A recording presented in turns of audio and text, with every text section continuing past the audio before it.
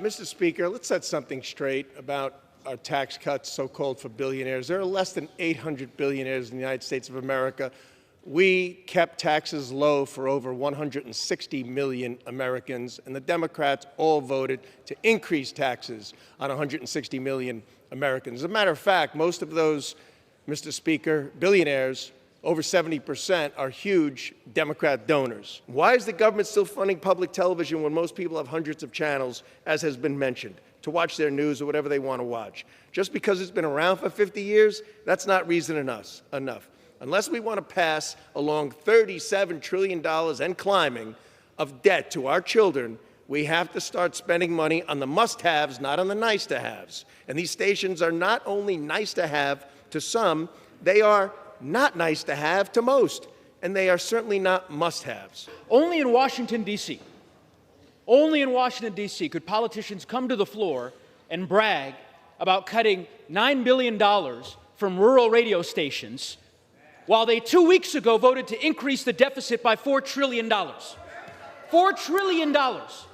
Spare us these lectures. For years, Republicans have lectured us and the country about so-called fiscal responsibility, the deficit, the debt. And then they have the audacity to increase the deficit by $4 trillion to pay for tax cuts for the 800 billionaires that my Republican colleague from Pennsylvania is so carefully tracking.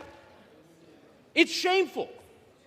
This bill, make no mistake, Mr. Speaker, is a war on rural America. They are closing rural hospitals by virtue of the bill they passed 15 days ago, and now they will close rural radio stations. In the chairwoman's district in North Carolina, in my state, in Colorado, the western part of my state that I have the privilege of representing, rural radio stations across the country that help constituents during wildfires and during floods. Gentleman's time has expired. It should be rejected, Mr. Speaker. I yield back. Madam Speaker, in recent years, it has become glaringly obvious that federal judges are overstepping their constitutional bounds under Article 3 of the Constitution, which applies that lower courts are created under statute by the Congress. Pursuant to congressional action, district judges are limited to the plaintiffs before them that have nexus in their district. Madam Speaker, in short, that means that a district judge needs to be confined to their district and to people who are in their district. Case after case over decades has shown that when they fail to do so, the cases are thrown out. More importantly, if they were to continue to do what is generally called nationwide injunctions, then in fact there would be no need for a 5-4 or 6-3 decision by the High Court. The High Court of 9 must reach a majority in order to make something the law of the land, and yet a single district judge believes that they can make the law of the land. Today they want to talk about the real emergency, which is the power of United States district courts to issue universal injunctions rather than just injunctions that apply to the specific parties in the case. Seems like a rather boutique and esoteric issue to raise in the middle of an economic catastrophe that they just foist upon America, but there's a method to the madness. You see, federal judges have issued at least 68 court orders that block or pause the administration's lawlessness to prevent irreparable harm in the country from his unconstitutional actions. The judges deciding here were appointed by 5 different presidents, both Democratic presidents and Republican presidents, in 11 district courts across 7 circuits. The judges have explained in painstaking detail what is unlawful about Trump's executive orders and actions. Trump has offered no substantive critique of their legal reasoning, but he and Musk still want the judges impeached. They say they should be removed from office simply for striking down the president's illegal policies, which is odd given that Trump and his party demanded for 4 years that federal judges strike down President Biden's policies like student loan forgiveness or immigration policies or EPA action on climate change. They seem to embrace Marbury versus Madison and judicial review of Democratic presidential actions, but not of Republican actions. Well, they say that's because Trump just won an election. He beat Kamala Harris by 2 million votes. Well, guess what? Joe Biden beat Donald Trump by over 7 million votes.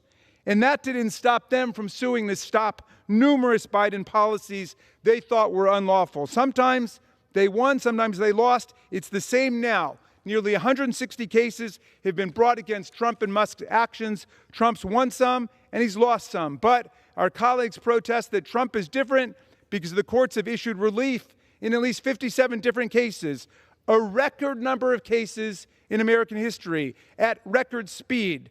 True. But if it seems like an incredible number of cases to lose in less than 100 days, recall that Trump is engaged in a record number of illegal actions at a breathtaking velocity never seen before in U.S. history. Thank you, Madam Chair. We're obviously here for another hearing, which has literally nothing to do with government efficiency. This committee, of course, has talked about fencing. We've gone after foreign aid, and now we're going after community nonprofits, which actually help and support people. And our committee is doing all of this without ever once getting testimony from Elon Musk, the head of Doge, of which, of course, this committee is now named from, and, of course, who's now apparently leaving the White House as well. Now, every Democrat on this subcommittee voted to subpoena Elon Musk so he could come here and testify and be accountable to Congress.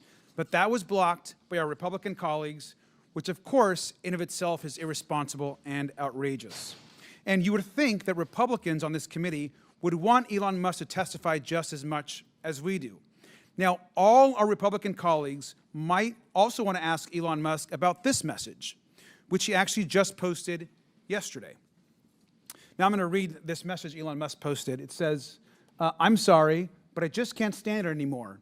This massive, outrageous, pork-filled congressional spending bill is a disgusting abomination. And I'll emphasize, shame on those who voted for it.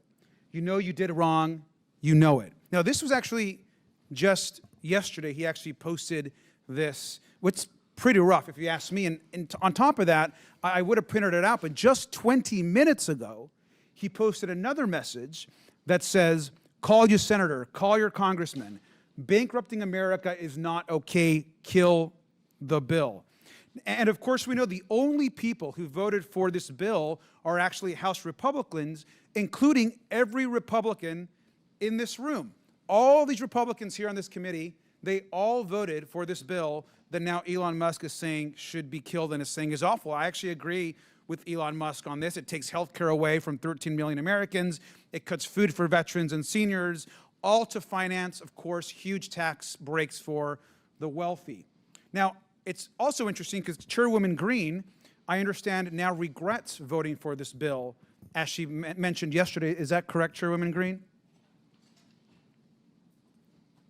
Are you yielding me time? No, I'm just asking if you, I think you say now you regret voting for the bill. Is that correct? The bill actually destroys what you guys voted for the past 4 years, and I'm proud to have voted for that bill to fund border security, actually, to Chairwoman deport Green, all these illegals you guys let in the country. Chairwoman. Actually, Chairman, yesterday you actually said that you regret actually voting for the bill. Thank you, Mr. Speaker. I rise today to address the House about a clause that is in the One Big Beautiful Bill. This clause would take away state rights to make laws or regulate AI for 10 years. I think federalism is something that we must always protect, and I warn against the dangers of protecting a tech industry where we have no idea the future of what this industry will hold. AI is rapidly developing.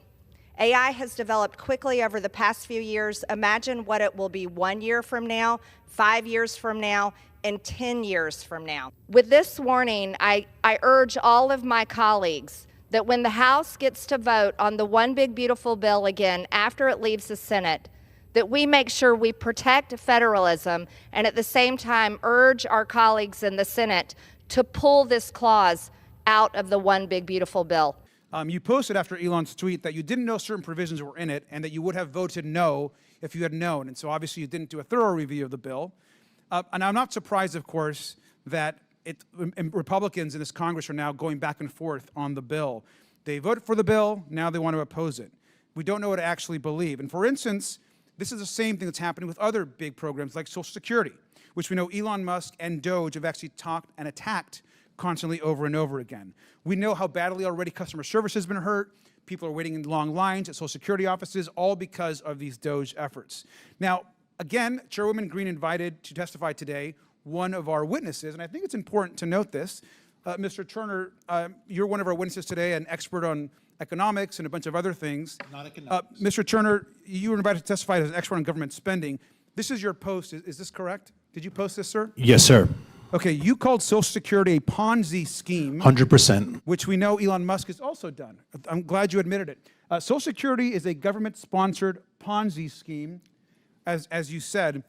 Now, What about the second part, though, sir? I should be able to keep Sure, 100% of my you can read the whole money thing. It's and right up not here. watch government waste Thank it, you, sir. giving This is my $9 time, billion. sir. Thank you, sir. My Giving time. $9 billion Sir, to reclaiming climate my groups. time, Madam Chairwoman. Thank you. Thank you, sir. A Ponzi scheme. And so I think it's interesting, of course, that as one of our Republican witnesses is calling Social Security a Ponzi scheme, and that's the person that we should be taking advice from here today. Without Social Security, 22 million people would be pushed into poverty. That includes over 16 million seniors and nearly 1 million children. And in fact, Elon Musk has also said, and agreed with you, sir, that this is a Ponzi scheme. I think it's ironic that you are one of our witnesses talking about efficiency when you want to attack the single best program that we have to support people, not just out of poverty, but across this country to uplift them to ensure they can afford a decent life. We on this committee need to work every single day, not just to protect Social Security, but to hold Republicans accountable for attacking Medicare, Medicaid, for attacking Social Security and the programs that we all depend on. And with that, I yield back. Thank you. Thank you, Ranking Member Raskin and Mr. Knott, for your testimony, for being here today. I do think it's important to recognize that this legislation can't be considered in a vacuum. It has to be considered in the broader context of course, the Trump administration's immigration policy. So, Mr. Knott, you are a supporter of mass deportation, right? In large part, yes. Yeah, you tweeted out earlier today, quote, "Mass deportations must continue in earnest," Yes. end quote. Yeah, okay. So I presume that, in your view, this mass deportation should include individuals in the United States who are the subject of prior deportation orders from the Board of Immigration Appeals? If you're here illegally, I think you should leave. Got it, okay. So it should include anybody who's here illegally. That includes people who've overstayed their visas? Sure. Okay. Let's say you have a Democratic member of Congress who feels really passionately that an individual who's overstayed their visa and who's the subject of a a prior deportation order should be allowed to stay. You disagree with that advocacy? You don't support it? Can you repeat that question? Sorry. Let's say you've said that you support mass deportation. Sure. And you believe that that should apply to anybody who's in the country illegally. Sure. Including individuals who've overstayed their visas or the subject of a prior deportation order. Yes. And if a Democratic member of Congress in North Carolina or feels passionately about advocating on behalf of someone whom has overstayed their visa and is the subject of a final deportation order, you disagree with that advocacy? People are free to advocate. We need to enforce the immigration laws. Sure. We have millions You of wouldn't people support who that have advocacy. We have I hear you. millions of people who have overstayed their visas I and get have it. used the visas as a vehicle to enter the country illegally. I understand that you feel that way. So clearly you wouldn't support that advocacy. You wouldn't engage in that advocacy. I am for immigration enforcement. Correct. Correct. You wouldn't engage in that advocacy. Right? Of advocating for someone who's here illegally? No. Correct. Advocating for someone who's here illegally, who's No. overstayed their visa, or who's the subject of a prior deportation order. I would encourage them to come in legally. Yeah. There's an article here I'm going to read to you. All right. CBS News. ICE releases 64-year-old Iranian mother that agents detained after U.S. bombed Iran. An Iranian mother detained by the U.S. Immigration and Customs Enforcement officers was released this week following an advocacy from Republican House Majority Leader Steve Scalise. It seems that Mr. Scalise, the Republican Majority Leader of the House, has a very different view about advocacy for individuals who've overstayed their visas and are the subject of prior deportation orders. This is in reference to a woman in his district who was detained by ICE as she was gardening in the yard of her New Orleans home. She's lived in the U.S. for 47 years. Her husband of 35 years and her 32-year-old daughter are both U.S. citizens. But after a surge of community support, Scalise, quote, who represents Louisiana's 1st Congressional District, including the New Orleans suburb, told WWL that he's going to push the Department of Homeland Security to give her a fair shake when she applies for asylum again. It's the second time after being denied previously. You disagree with this advocacy? You know, if he's advocating for her, that's his prerogative, and he is advocating for her Sounds to like stay. you don't agree with her. Earlier, I heard you say that. Hold on, Mr. stay Knott. legally. Mr. You are Knott. taking one example Sure. to mask over millions of people who are here illegally. And you disagree with And I it. find that reasonable. I would not I'm take that asking you. case. I would not take that case. Yeah. The leader is perfectly able to. I hear you. But you are using I this hope, to score Mr. political Knott, points. Mr. There Knott, are I hope that millions of Mr. Scalise- Americans who have Mr. suffered Knott, Mr. because Knott, of it is illegal on me. Stop, Mr. Knott. Mr. Chairman, Hang on. I would ask you to intervene. I've stepped in. You're I going to be just did. berated by the witness here. You were. This is Mr. Stop. Scalise who's Mr. advocating for Neguse, this individual, Mr. not Neguse, me. Hang on. Sure. Everybody calm down for a minute. Let me get control of the room. It has happened on a number of occasions in a number of different committees, but in here, what we like to do, and you were doing it earlier, talk through the chair, don't get into a spat with each other, do the philosophical Trying to answer the stuff. question. I understand, but then your advocacy, as you are a great advocate, overtook and it got into more of a debate between the two of you, and it's actually Mr. Neguse's time. I appreciate Don't the worry, I'll give you time to respond later. Thank you.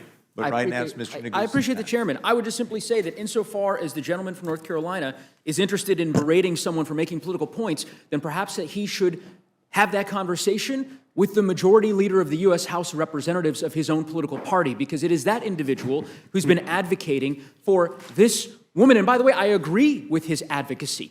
This is a perfect example of the president's mass deportation policy wreaking havoc in communities across our country, apparently including in Mr. Scalise's community, because it served as the impetus for him to go directly to the Department of Homeland Security and advocating on her behalf. You have a position. You've taken that position. You can defend that position. Clearly, if a similar circumstance arose in your district, as I'm sure has over the course of these last 5 months, you would not be interested in such advocacy. That's your prerogative. Mr. Scalise has a different view. And my simple point is that I don't think a system by which Mr. Scalise is able to advocate and pick and choose which individuals in his community, which constituents who have lived there for decades, raising their families, which ones he will choose to convince Secretary Noem to allow to stay in the United States, that is not a fair or permissible or orderly process for enforcing our immigration laws. You may not be willing to admit that, given that this is involving the Republican majority leader, but I certainly am. And I'm happy to give the ranking member an opportunity to expound if he'd like. I appreciate very much your point. And I want to say that on behalf of my friend, he's trying to look at things systemically, and he's a prosecutor, so he's got a tough line, whereas you and Congressman Scalise are looking at things from the standpoint of an individual. It's the job of Congress actually to try to put those two things together and legislate, but it's not happening. And so this legislation is more of the same in terms of the failure of our system right now. Mr. Knott's argument that he made just a moment ago proves way too much. He talked about violent criminals. He talked about big-time drug dealers. He talked about people who've come in 5 or 6 or 10 times. But that's not what the legislation addresses. The legislation says you could have come in twice and been convicted twice of unlawful entry and nothing else, not bank robbery, not dealing drugs, nothing else. And suddenly, on your second time, you're facing, again, correct me if I'm wrong, a mandatory minimum of 10 years, and then shall be in prison for not less than 10 years under 526, and may be in prison for any term of years or for life. Again, I think that it's a separate problem, but it's incoherent. I'm not quite sure what that's saying, but it does seem to import the possibility of somebody going to prison for the rest of their life on their second entry. And in response to that, the distinguished advocate simply says, well, prosecutors don't have to charge that. Of course, they don't have to charge it, but the point is we're legislating from the standpoint of determining what they could charge, and they could charge that. Somebody could end up in life for prison on a second offense if it's a really bad case about how they swam across the river or what have you. So, I think my friend, for the purpose of intellectual honesty, does have to defend that possibility, because that could happen, that somebody who's not been involved in drugs, not been convicted of any other crime, not come in 8 or 10 times, but on a second attempt to get back in, say, to portray the most sympathetic circumstance, to resume a job they had as a busboy or a dishwasher, they come back in, and now suddenly they're looking at life in prison, and we got to pay for that at the same time that the president is saying, let's take actual convicted, violent criminals and drug dealers and just get them out of the country, commute their sentences in order to remove them, which I do think, again, I will stand corrected, but I do think that that's the policy of the administration right now. So it's incoherent to be pasting this on top of the law in a way that I think doesn't accord with people's sense of justice at a time when the administration's moving in the exact opposite direction. I thank the ranking member. I yield back. Let me be absolutely clear. These sweeping injunctions represent judicial activism at the worst. And don't just take my word for it. As late as October of last year, the Solicitor General of the Biden administration urged the end of these practices, stating that, in fact, the Biden administration has to win every time. The opposition only has to win 1 out of even a dozen cases. That is exactly the problem we are facing. The Supreme Court regularly considers cases that are done in the ordinary course, where one district judge and perhaps a jury rules one way and another rules another way, and the courts, through the appellate process, come up with a single law of the land. But they do so looking at the arguments of both winning and losing, and they do so while the administration is not nationally and internationally banned. National injunctions are being used to halt executive actions and executive orders, not just for plaintiffs before the court, but across the entire country, including individuals and entities that are not even parties to the litigation, and in many cases may not favor the outcome and would not have been willing plaintiffs. This undermines the system of government. It empowers individual unelected judges to dictate national policy and to thwart the Constitution, to take rights reserved to Congress and the President of the United States. NORA, the No Rogue Rulings Act, puts an end to this type of abuse. Under NORA, we reaffirm the principles that district court orders can only bind parties before the court and not non-parties across the country. This is not a partisan issue. It may be a timely issue for this president, but that does not make it partisan. To do the right thing at this time is critical, and I urge my colleagues to support the No Rogue Rulings Act and restore the constitutional balance and respect for separation of powers. And with that, I reserve the balance of my time. The gentleman reserves, and the gentleman from Maryland is recognized. Thank you, Madam Speaker. Mr. Issa, I rise in opposition to H.R. 1526. I heard the majority was bringing legislation forward to clean up a major policy crisis taking place within the first 100 days of the Trump administration. And that sounded pretty good to me, because we're drowning in crises. The problem is that this bill does not address any of the real major policy crises of the first 100 days that Trump has caused for America. They are wasting our time with this bill by misdiagnosing and mislabeling the judicial response to these crises as a crisis itself.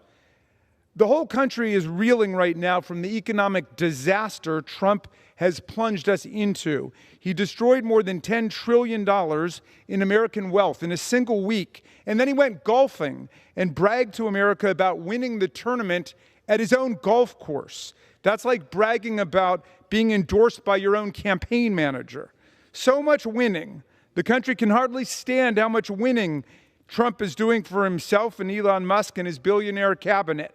Perhaps he could have yelled "4" on the Greenway so tens of millions of Americans could have taken our retirement savings out of the stock market before he hit us in the head with a golf ball. Trump's ruinous tariffs have crushed our relationships with democratic allies and loyal trade partners like Canada, Mexico, the UK, Germany, France, while delicately carving out an exception for Trump's friends in the Home Office back in Russia. When asked why Putin uniquely escapes the wrath of Trump's global trade war, we're told it's because Trump doesn't want to interfere with the negotiations taking place between Russia and Ukraine for a ceasefire, an explanation that might have somewhat more force if Trump had not made sure that the tariffs do apply to Ukraine, as they do. The basis for this most imbecilic and destructive trade war in the history of the world is the profound economic research and policy writings of one Ron Vera, a completely fictional economist conjured up by Trump advisor Peter Navarro, a real person who Elon Musk just called, quote, a moron and dumb as a sack of bricks. Navarro's last name, delightfully, is an anagram for Ron Vera. You can try this yourself at home. Navarro turns into Ron Vera. Navarro figured that out himself, perhaps the greatest achievement of the Trump administration so far. What an enchanting and clever basis upon which to crash the economy of the United States of America.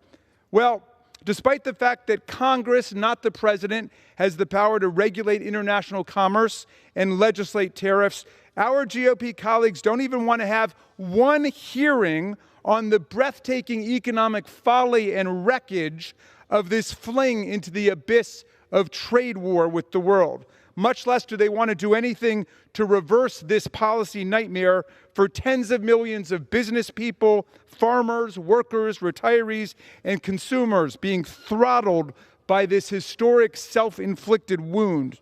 No, today they want to talk about the real emergency, which is the power of United States district courts to issue universal injunctions rather than just injunctions that apply to the specific parties in the case. As of today, he's already issued 111 executive orders in less than 100 days. Biden issued 162 in all 4 years. Trump can issue as many as he wants, but he's got to make them constitutional, because if they're not, they're going to get struck down. And when Trump denounces the judges as radical left judges and lunatics who've gone rogue, like Judge Boasberg, he's just advertising his complete ignorance of the federal bench. Judge Boasberg is the chief judge of the U.S. District Court, first nominated to the bench by President George W. Bush, who was Justice Kavanaugh's roommate at Yale and a pillar of the conservative bar. We've impeached only 15 judges in U.S. history, always for serious misconduct like taking bribes, embezzlement, corruption, habitual drunkenness on the bench. Never because of a doctrinal disagreement. Never because of a judge's legal ruling. As Chief Justice Roberts said a few weeks ago, the proper response in our democracy to a judicial decision that you disagree with is to appeal the ruling, not impeach the judge. And Donald Trump has gotten some relief in some of his cases already. The system's working. We don't need to turn the whole world upside down to distract from the economic calamities they've brought upon us. And all of this would be fun and games, except the rhetorical assault by Trump and Musk and our colleagues against the judiciary has turned into something far more sinister in some quarters. Death threats, bomb threats, online intimidation and harassment of judges. These judges are currently targets of an onslaught of social media taunts and attacks that call for their exile to Gitmo or label them a national security threat or traitors. Even worse, this campaign of vilification has spread to their families, including attacks on a federal judge's daughter who had her photo in place of work posted on a social media site by Elon Musk to his 290 million followers. These threats followed an actual bomb threat targeting the sister of Supreme Court Justice Amy Coney Barrett. It's a dangerous situation. Well, now our colleagues want to pass the No Rogue Rulings Act, which would effectively ban federal district courts from providing nationwide relief against unlawful actions by the administration. Litigants could request injunctive relief only with respect to themselves. So, for example, if the president establishes a church or bans newspapers or imposes martial law, each citizen in America would have to bring his or her own case, because the courts would not be able to rule to strike down unconstitutional action generally. That is patently absurd, and we're going to be able to explain how this legislation is a massive distraction from the issues that are really facing America. We reserve. Members are reminded to refrain from engaging in personalities toward the president. I'm trying to understand the urgency behind this particular bill. I mean, you've articulated that it's important. Clearly, you all have prioritized it in terms of getting this done early in the Congress. Why is this such an urgent matter? Well, part of it is in response to the over 1,000 regulations that were issued by the outgoing administration within the final months of the administration. Got it. Okay. So I guess, given that, here's my question. We've been in Congress, we've been in session in 2025 for 37 days. Sound about right? Sworn into Congress on January 3rd? Right. How many disapproval resolutions have Republicans brought to the floor of the House so far? I think that there are several in the pipeline, but I don't know of any. The answer is 0. House Republicans have brought none. You mentioned there are 1,000 regulations that the Biden administration promulgated last year. You're really concerned about them, as are my colleagues on the House. You've endeavored to put not a single disapproval resolution on the floor in the first 37 days. Do you know how many have been considered by committee? I would love to be majority leader and put them on the floor. Well, I can tell you, with respect to that particular question, it's an easy answer, 0. But no committee has considered a single disapproval resolution of a single rule. The House, as a body, has not considered a single disapproval resolution thus far in the 119th Congress. Apparently, this is a top priority of House Republicans. You are here to ask members to approve a bill that would allow us to disapprove of rules en masse, omnibus fashion, thousands of pages to be considered in a single vote. And yet, House Republicans can't find their way to putting a single disapproval resolution on the floor? I don't understand it. You care to indulge me? I would say that there are several that have been introduced and that are moving through the process. Why not do one? Why not put one on the floor before you bring this bill? Why not try the current system? I mean, apparently, I thought the argument here was that there's so many different rules that you all are so eager to disapprove of, and you don't have time to be able to disapprove of all of them. During the pendency of the 119th Congress. So you want to change the rules so that you consider them on an omnibus or in an omnibus way. I don't get it. But anyway, I think I've probably belabored the point on that front. You made reference to a variety of the different rules that you disagree with, and I thought that my colleague from Pennsylvania and the ranking member of the Judiciary Committee articulated, in my view, the reasons why so many of those rules ultimately inure to the benefit of American families and American businesses. Of course, I'm sure you're familiar with the CFPB's overdraft rule. Are you familiar with that? I am. Yep. So this is a rule that the CFPB promulgated, published after open comment, to limit overdraft fees for consumers, correct?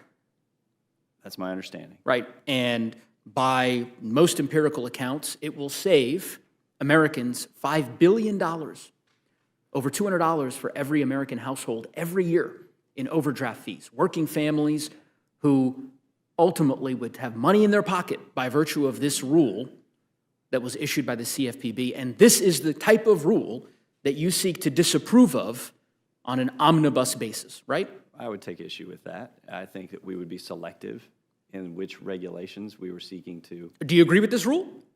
I don't have a position on the rule that you mentioned, but the 3 that I mentioned before would easily be taken up by the Committee of Jurisdiction, which is the same committee, the same issue, all dealing with appliance regulations, and could be put out. And you're not dealing with multiple different areas of jurisdiction. You're dealing with 3 regulations that would help to reject them would help consumers. Now, one question, I guess, Mr. Klein, maybe this is a bit esoteric. I presume that you believe passionately in the CRA and the disapproval mechanism because it enables Congress to weigh in on a particular rule and ultimately, if that resolution is successful, to end enforcement or implementation of that rule. Is that a fair assessment of your position? It is. Okay. So what happens when an agency just decides, sua sponte, to not enforce or implement any rule whatsoever? Why is the disapproval resolution necessary? Well, it would depend on the agency, the regulation, and Let me give you a real-world example. The CFPB has 2,000 employees, right? The Trump administration just directed all employees to stop work. They issued an order, quote, not perform any work tasks this week. They have in effect shut down the CFPB. They have shuttered the headquarters. None of the rules that the CFPB promulgated last year are presumably being enforced right now because the agency has decided, or the administration has decided, unlawfully I might add, and I believe ultimately will be vindicated in the courts, to, on their own, unilaterally say that the agency is done doing any work. I mean, do you understand why this seems like a bit of the twilight zone to me, that we're debating Congress's ability to disapprove rules when the Trump administration is shuttering agencies without any input from Congress? Well, my understanding is that Administrator Vaught has instructed employees to work from home and that for the week they are paused during that time. But what do you mean by paused? I am quoting the administrator. But No, but I'm trying to understand what paused means. What do you mean? As you said, not performing any of their tasks. Got it. So 2,000 employees who are being paid have just been told to stop all work. Don't come in the office. Don't send any emails. Don't make any phone calls. This is your effort at unrooting government fraud and waste and abuse, to have thousands of employees who are directed to do nothing but receive a paycheck?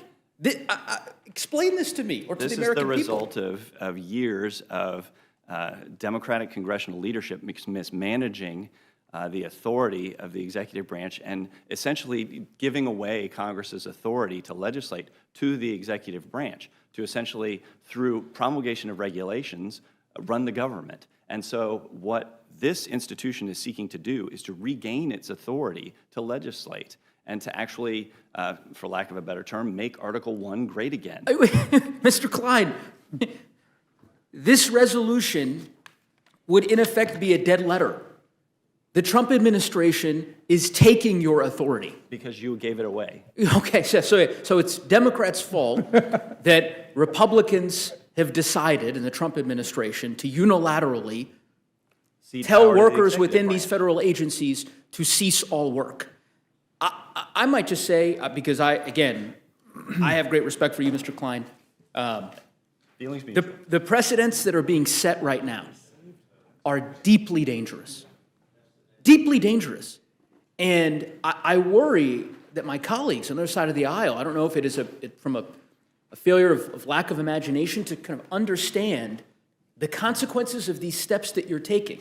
If the President of the United States, via their OMB director, can effectively tell agencies and any employee in our federal government to cease all work on a whim, that's the new standard? That's really what you're comfortable with a future president, a Democratic president, retaining that authority and saying, yeah, it's up to me.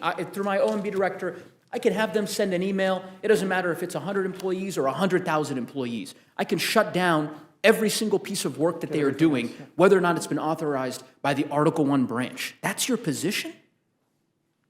We want Congress to be able to speak to the regulations being issued by the executive branch, regardless of who's in charge. Well, this is a far cry from that, in my humble view. I would, ranking member, if he would like to expound on that, I don't know if he... Mr. Neguse, thank you for those trenchant observations. It's also significant that you raised the overdraft regulation, because I've not heard our colleagues be willing to criticize a single one of the rules that would be thrown in, other than Mr. Klein's suggestion of the three which were all in one committee. I'm wondering, one, is he suggesting that this legislation be narrowed to do it subject matter by committee, that they could be bunched by committee, which would be obviously a vast improvement. It's unnecessary, but it'd be a vast improvement over this, terrible potpourri conglomeration of bringing regulations in from different places. But the CFPB, which is now under attack, which has essentially been shut down de facto by Elon Musk, saves Americans $15 billion a year. It got consumers $17.5 billion back since 2011. So they're shutting down the agencies that help the American people. The EPA gives us clean air and clean water. The NLRB and the Labor Department, which have been targeted, are defending the right to organize into a union and to collectively bargain. The Consumer Financial Protection Bureau protects all of us against rip-off practices by banks and so on. And it's not enough for Elon Musk to arrogate to himself the unilateral power which belongs to Congress and shut down agencies that we've created and that we've appropriated funds for. That's not enough. Our colleagues here have to say, and we want to make it easier for us to overturn all of the rules that have been adopted in the last administration, and we don't want anybody to know specifically what we're voting on, so we'll throw them into one huge stew pot so nobody knows. And then, if I were voting to overturn a regulation removing lead from drinking water, or if I were voting to strip a regulation which creates safety standards for infant seats in bathtubs, I wouldn't want anybody to know about it either. I would try to hide it and lose it in a crowd of other regulations. But I think that's a disgraceful way for us to legislate, and it's something which I thought that liberals and conservatives, right and left, agreed upon. We should vote on one thing at a time. I couldn't agree more. I want to yield a moment to the gentlewoman from Pennsylvania. Well, if I would remind folks, we're trying to adhere to 5 minutes as best we can, and we're already at almost 12. Mr. Chair, I just want to say that some of us use a fraction of our time, and there's 4 of us and 9 of you. So I appreciate that. And so it is. I just had one quick question for Mr. Raskin. I know our friend has said that this law is necessary for Congress to reclaim its authority with respect to lawmaking, et cetera, but couldn't Congress right now pass laws that would reclaim that authority, which could overturn regulations that are not agreed to, that or narrow the rulemaking authority that had been given to the executive? Yeah, obviously, the claim that Congress needs to do that to reclaim our authority is an irrelevant rhetorical distraction, because we already have that authority with respect to specific regulations. And of course, we can legislate whenever we want.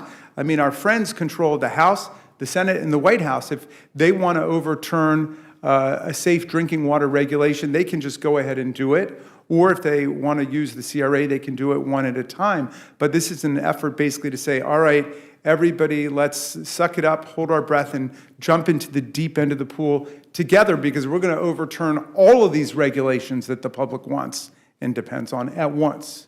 And if Congress similarly doesn't think there are enough regulations in certain areas, such as who can go trolling through Americans' data in the Treasury Department or the Labor Department or anywhere else, if it says you have to, if Congress thought it was necessary to keep Mr. Musk and his crew out of people's private data and out of his competitors' data, Congress could pass that law if the Republicans agreed, right? Congress should pass that law, and in fact, one regulation that would be overturned conceivably in this omnibus monstrous package is called Preventing Access to U.S.-Sensitive Personal Data and Government-Related Data by Countries of Concern. So if we're afraid that our private data could be leaked out, including to foreign countries, that's something that's actually covered by one of the rules that could be targeted by this approach.